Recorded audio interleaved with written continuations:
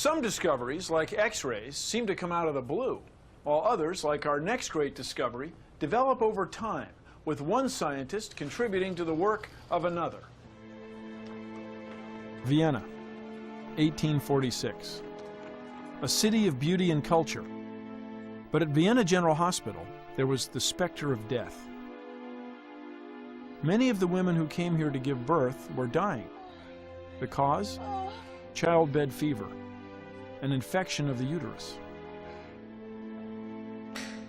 When Dr. Ignaz Semmelweis came to work at the hospital, he was alarmed at the scope of the problem and intrigued by a curious discrepancy. They had two wards. In one, the mothers were delivered by physicians, and in the other, the mothers had their babies delivered by midwives. Semmelweis noted that in the ward where the physicians delivered babies, 7% of the mothers died from what was called childbed fever. In the ward where the midwives delivered, only 2% of the mothers died from childbed fever. And this bothered him because physicians have more training. They're supposed to do better by their patients. Semmelweis was determined to find out what was going on. He noted that one of the main things that physicians did that midwives did not do was to conduct autopsies on these mothers after they died. Then they would go back and deliver babies or examine mothers without washing their hands, just like an auto mechanic who would finish up on one car and then move to the next car without washing his hands to get the grease off. He didn't see any reason to have to do this. Semmelweis wondered if the doctors were carrying some invisible matter on their hands, which they passed on to their maternity patients, causing them to die. To find out, he conducted a test.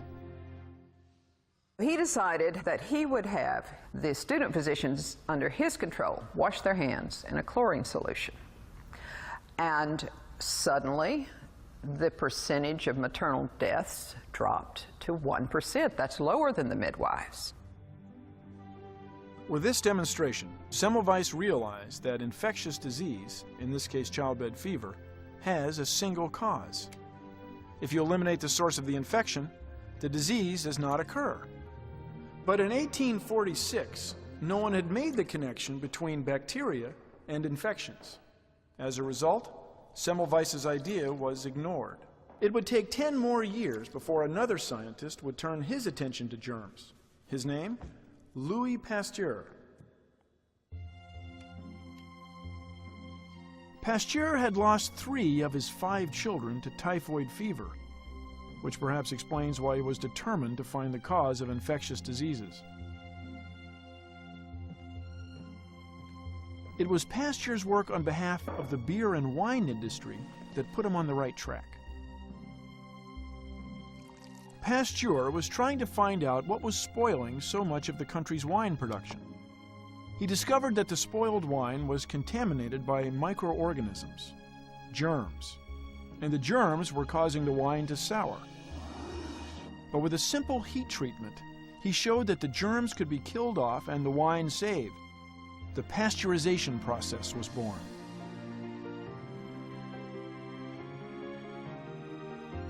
So when it came to finding the cause of infections and contagious disease, Pasteur knew where to look.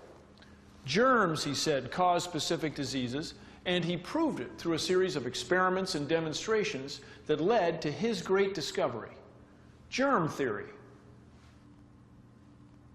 The germ theory literally marks the beginning of modern medicine.